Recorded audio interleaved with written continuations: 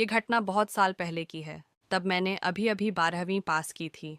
उस समय मुझे खेलों का बहुत शौक था। गर्मी हो या सर्दी, सुबह 5 बजे मैं रोज़ हमारे क्लब के मैदान में पहुंच जाता था। हमारा मैदान गांव के बिल्कुल आखिरी छोर पर था। एक तरफ साल पलाश का जंगल था और दूसरी तरफ एक पुराना श्मशान घाट, जिसे अब कोई इस्तेमाल नहीं करता था। दिन के समय यह जगह सामान्य लगती थी, लेकिन सुबह सुबह वहाँ का माहौल बिल्कुल अलग होता था। वह दिन सर्दियों का था। कोहरा इतना घना था कि अपने पैरों के जूते तक साफ दिखाई नहीं दे रहे थे। जब मैं मैदान पहुंचा तो देखा कि आज अजीब तरह से कोई भी मौजूद नहीं था। आमतौर पर 2-4 लोग तो होते ही थे।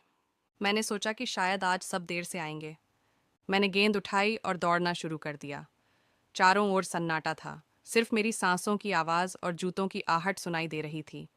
तभी मुझे लगा जैसे कहीं से सीटी जैसी एक आवाज़ आ रही हो। बहुत हल्की सी आवाज़ थी। मैं रुक गया। वह आवाज़ मैदान के उस हिस्से से आ रही थी जहाँ श्मशान घाट था। मैंने सोचा कि शायद कोहरे में कोई सीटी बजा रहा हो, इसलिए मैंने फिर से दौड़ना शुरू कर दिया।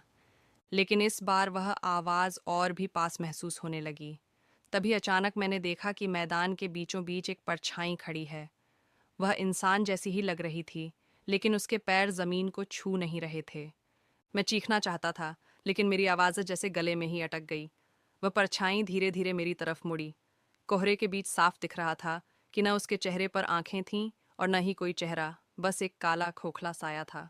उसने कुछ कहा, लेकिन वह आवाज़ कानों से नहीं, सीधे मेरे दिमाग में गूंजने लगी। उसने कहा कि इतनी सुबह खेलने क्यों आता है, क्योंकि अब यह मैदान उसका है। मेरे पैर जैसे जम गए थे। तभी मैंने देखा कि चारों तरफ और भी परछाइयाँ दिखाई देने लगीं। एक, दो और फिर बहुत सारी। सब एक सी खड़ी थीं और एक ही दिशा में देख रही थीं।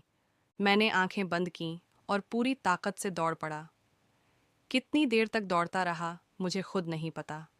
तभी अचानक किसी ने मेरे कंधे पर हाथ रखा। मैं चौंक कर पलटा तो देखा कि क्लब का एक भैया खड़ा है। उसने मुझसे पूछा कि इतनी सुबह यहाँ क्या कर रहा हूँ और बताया कि सुबह 5 बजे इस मैदान में कोई नहीं आता। मैंने उससे पूछा कि क्या यहाँ कोई और नहीं था। ये सुनते ही उसका चेहरा गंभीर हो गया।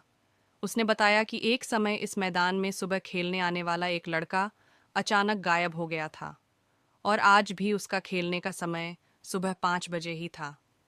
उस दिन के बाद से मैं कभी भी सुबह इस मैदान में नहीं गया।